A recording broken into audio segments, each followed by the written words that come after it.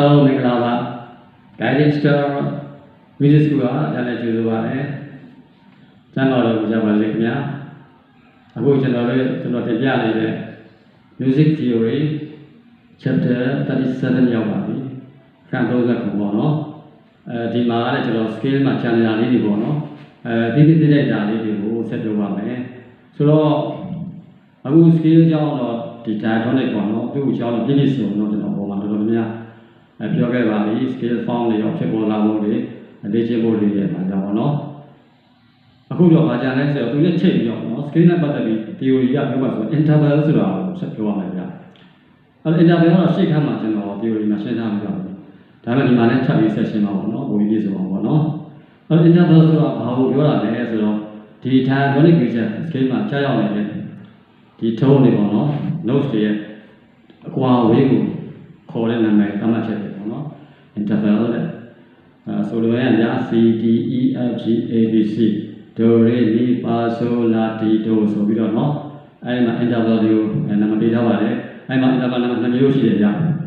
major interval နဲ့ perfect interval နဲ့2မျိုးရှိတာပေါ့နော်အဲဒီနှစ်ခုကိုရှင်းပြပါမယ်အဲ့တော့နံပါတ်1က major interval ဆိုတော့ဘာကိုပြောတာလဲဆိုတော့တစ်ဖက်ချိတ်ထားတဲ့ interval ပေါ့နော်တစ်ဖက်ချိတ် interval ပေါ့တစ်ခုကပါတယ်တစ်ခုမှမပါဘူးအဲ့ဒါကဆိုရင်တစ်ဖက်ချိတ်ကလည်း major interval နောက်တစ်ခုကဘာလဲဆိုတော့ perfect interval ကျတော့သူကနှစ်ဖက်ချိတ်တစ်ခုမှလည်းပါတယ်ဟိုဘက်တစ်ခုကဒီထဲပြန်ပါတယ်နှစ်ဖက်ချိတ်ဖြစ်နေတာအဲ့ဒါဆိုတော့ perfect interval လို့ခေါ်ပါတယ်ဆိုတော့ဥပမာပြောအောင်ဗျာဒီ C major scale မှာဆိုတော့D E F G A B C ဆိုတော့အဲ့တော့ပထမဆုံးကတူပေါ့နော်ဒီကတော့ prime perfect လို့ခေါ်ပါတယ်ဒီကတော့မူလအဓိကဆန်ပေါ့နော် prime perfect interval လို့ခေါ်ပါတယ်နေကြအောင်တခါဒီကြတော့ major interval တစ်ဖက်ချိတ်ဘာဖြစ်လို့တစ်ဖက်ချိတ်လို့ပြောလဲဆိုတော့ကျွန်တော်ဒီလုံးလေးရတယ် C major second မှာပါတယ် C D ဟော E F G တော့ဒီလုံးဒီ C ထဲမှာ C scale မှာပါတယ်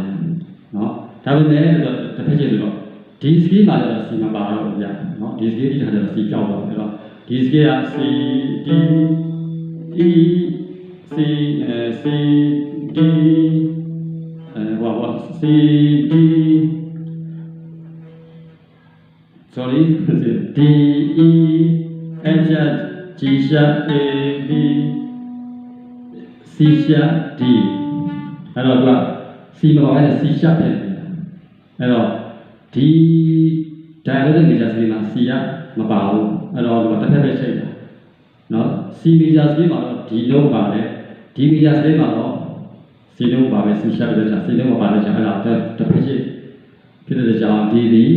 major second ပေါ့နော် major interval ဖြစ်ပါတယ်ဒါဆို E ကြည့်အောင် E မှာလည်း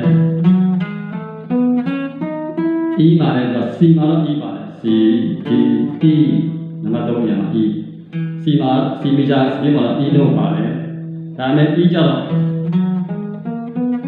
E F sharp G sharp A B C sharp ပဲ C မဟုတ်ဘူးအဲ့တော့ E major scale မှာလည်း C မပါဘူးတစ်ဖက်ပဲချိန်တာ C မှာတော့ E ပါတယ် E major scale မှာ C မပါတဲ့ကြောင့်အဲ့ဒါလည်းတစ်ဖက်ကြီးတော့ဒီလည်း major interval ဖြစ်တဲ့ကြောင့်သုံးချိန်ပါဆိုတော့ major third interval ပါ E ဒီ major third interval လို့ခေါ်ပါတယ်နောက်တစ်ခါ F C မှာဆို F ပါတယ် C D F နော် C D E F အဲ့တော့ C major scale မှာ F လို့ပါတယ်လို့တဲ့ F တော့လည်းဆိုမှ C တာ F G A B C အဲ့တော့ C major scale မှာ F လို့ပါတယ်လို့ F major scale မှာ C လို့ပြန်လို့နှစ်ဖက်ချိန်တာဆိုတော့အဲ့လိုမှပြောတော့ပြ perfect interval လို့ခေါ်ပါတယ်နော်နှစ်ဖက်ချိန်ဟိုဘက်လည်းပါတယ်ဒီဘက်မှာလည်းညှိအဲ့တော့ F ဒီ perfect interval လို့ခေါ်ပါတယ် perfect form ပေါ့နော်ဟုတ်ပါပြီအဲ့ဒါဆို G ကိုကြည့်အောင် C D E F G A တော့ C မှာ G လို့ပါပြီဟုတ်ပြီ G စီးချကြည့်အောင် G A B C G A B C လေးပါ G A B C C ဆိုတော့ C major scale မှာ G ပါလို့ G major scale မှာလည်း C ပြန်ပါတယ်ဟိုဘက်ဒီကချိန်ထားတယ်နော်နှစ်ပတ်လုံးပါတယ်အကြောင်းကိုဒီကလည်းပါလို့ဆိုရင် perfect interval ပေါ့အဲ့တော့သူက5ချိန်မှဖြစ်တဲ့ကြောင့် perfect fit လို့ခေါ်ပါတယ် interval လို့ခေါ်ပါတယ်နောက်တစ်ခါနံပါတ်6ချိန်မြောက် Aဒီ C ရဲ့လာ6ချိန်မြောက်မှာပါဒိုရေမီဖာဆိုလာ6မှာ A ပါတယ်ဟုတ်ပြီ C major စီမှာ A ပါလို့ရောက်တာ A ကျတဲ့ခါကျတော့ A B C sharp D E F sharp G sharp A မှာကျတော့ဆိုတော့ C ရ C sharp ဖြစ်တယ်တော့ C မရှိတော့ C မပါဘူးဒါကြောင့် C major စီမှာ A ပါတော့လေ A major စီမှာ C ပါတဲ့ကြောင့်တစ်ဖက်ချစ်ဖြစ်လို့ရောက်တာဒီA ရလည်းပါလို့ဆိုရင်major interval ပေါ့နော်အဲဒါ6ချိန်မြောက်ဆိုတော့ major 6 interval လို့ခေါ်ပါတယ်လေနော်ဒါက C ပြီးတော့ B ကိုတွားရအောင်ဆိုတော့ C major စီမှာ C D E F G A B ဘယ်လိုလဲမှာ B ပါကောင်းပြီ C major စီမှာ B ပါတယ်